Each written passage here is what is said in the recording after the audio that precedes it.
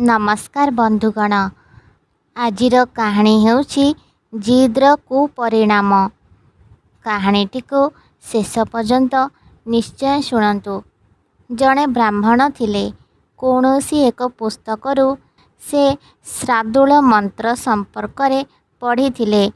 एही मंत्र प्रभाव रे मनीष मन मुताबक पशु होई जाई पारे। एहा जानी से जे कौनसी प्रकारे एही मंत्र हासिल करिबा दिगरे मनोनिवेश कले। एणे तेणे घूरी घूरी शेषरे से जणे साधु महात्मा निकटरे पहुँचिले, जिए एही मंत्र जानिथिले। कौनसी प्रकारे साधु को प्रसन्न कराइबारे से सफल हेले। जेतेबेले तांकर एही कु अभिप्राय संपर्क रे साधु जानिले, सेतेबेले सतर्क कराई कहिले, देख वश्च, एही मंत्र अति हानिकारक। एहा न शिखिबा तुम पक्षरे उचित हेब। ब्राह्मण किंतु जिद कले एही मंत्र शिखिबा पाई। तांकर जिद निकटरे साधु हार मानि कहिले, मु तुमको साद्रूल मंत्र शिखाई देउछि। तुमे रूप बदलाई केवल सेही रूप नेब जहा तुमे इच्छा करुछ। हाँ, मने रख, कौनसी हिंस्र पशुर रूप नेबाकू भूल रे सुधा मन बलाइब नहीं, अन्यथा एहार परिणाम भयंकर हेब। ब्राह्मण मंत्र शिखिबा निमंते अति आतुर थिबारु साधुंक कथारे तत्क्षणात हाँ भरिले। साधु ब्राह्मण को एकांतरे बसाई सेही मंत्र शिखाई दिले। परिस्थिति चापरे एभली एक हानिकारक मंत्र शिक्षा देई विधि स्वरूप कहिले, मंत्र पढ़ी लाल रंगर अक्षत पकाई देले से चाहुतिबा पशु रूप धारण करिबे। पुनश्च मनीष रूप धारण करिबाकू हेले मंत्र पढ़ी हलदिया रंगर अक्षत मस्तक उपरे पकाइबाकू हेब।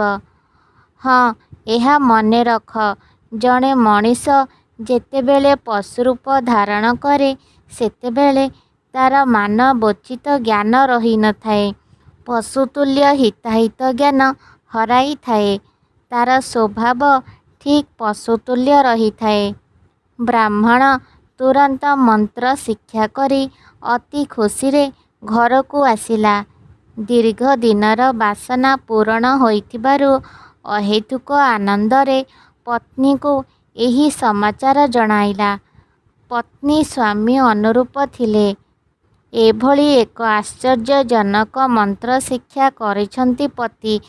एहा जानिबा परे से जिद कले तुरंत मंत्रर प्रभाव देखाइबा पाई।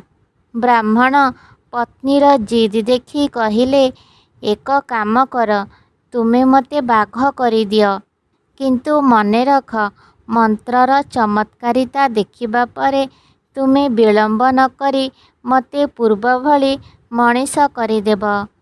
एहा कही ब्राह्मण पत्नी को मंत्र प्रयोगर समस्त विधि बताई देले। ब्राह्मण निज घर भितरर समस्त द्वार झरका बंद करिदेले। पत्नी को उच्च स्थान रे बसाई देई निजे तले बसी पड़िले। पत्नी ब्राह्मण कहिबा मुताबक मंत्र पढ़ी लाल चाउल ब्राह्मण ऊपर को फोपाड़ी दियंते तत्क्षणात ब्राह्मण व्याघ्र होई भयंकर गर्जन करी घर भितरे एणे तेणे घूरिबाकू लागिला। पत्नी पतिंकर एभली भयंकर हिंस्र रूप देखी भୟରେ छानिया होई मनीष रूप हेबा पाई कहिथिबा विधि विधान भूलीगले। मंत्र न पढ़ी से सेईभली हलदिया चाउल बाघ उपरकू पकाई देले, किंतु एहार कौनसी प्रभाव पड़िला नहीं। ब्राह्मणक पत्नी बाघर गर्जन रे छानिया होई उपरू तलकू डेई पड़िले। अति निकटरे खाद्य को देखी व्याघ्रर क्षुधा ଶତଗୁଣୀ ଜାଗ୍ରତ ହୋଇ ଉଠିଲା। ହଠାତ୍ ସେ ବ୍ରାହ୍ମଣୀଙ୍କ ଉପରକୁ କୁଦିପଡ଼ି ତଣ୍ଟି କଣା କରି ରକ୍ତ ପିଇଗଲା। ପତ୍ନୀର ମରଣାନ୍ତକ ଚିତ୍କାର, ବାଘର ଗର୍ଜନ ଶୁଣି ଆଖପାଖର ଲୋକେ ସେଠାରେ ଜମା ହୋଇଗଲେ। ଏହି ଅଭାବନୀୟ ଦୃଶ୍ୟ ଦେଖି ସେମାନେ ଏକତ୍ର ହୋଇ ଠେଙ୍ଗାବାଡ଼ି, ହାତ ହତିଆର ଧରି ବାଘ ଉପରେ ଆକ୍ରମଣ କଲେ। ବାଘକୁ ପିଟି ପିଟି ମାରିଦେଲେ। ସେମାନେ ଜାଣିନଥିଲେ ଯେ ବ୍ରାହ୍ମଣ ବ୍ୟାଘ୍ର ରୂପ ଧାରଣ କରିଛନ୍ତି ବୋଲି। ଏହି ପ୍ରକାରେ ବ୍ରାହ୍ମଣ ଓ ତାଙ୍କ ପତ୍ନୀ ଉଭୟଙ୍କୁ ଅଶୋଭନୀୟ କାର୍ଯ୍ୟ ତଥା ଜିଦ୍‌ର ଭୟଙ୍କର କୁପରିଣାମ ଭୋଗିବାକୁ ପଡ଼ିଥିଲା। କାହାଣୀଟି ଆପଣମାନଙ୍କୁ କେମିତି ଲାଗିଲା କମେଣ୍ଟ ବକ୍ସରେ ନିଜର ମତାମତ ଜଣାନ୍ତୁ। ଭିଡ଼ିଓଟିକୁ ଲାଇକ୍, ସେୟାର ଏବଂ ସବସ୍କ୍ରାଇବ୍ କରିବାକୁ ଭୁଲନ୍ତୁ ନାହିଁ। ଭିଡ଼ିଓଟିକୁ ଶେଷ ପର୍ଯ୍ୟନ୍ତ ଦେଖିଥିବାରୁ ଆପଣମାନଙ୍କୁ ବହୁତ ବହୁତ ଧନ୍ୟବାଦ।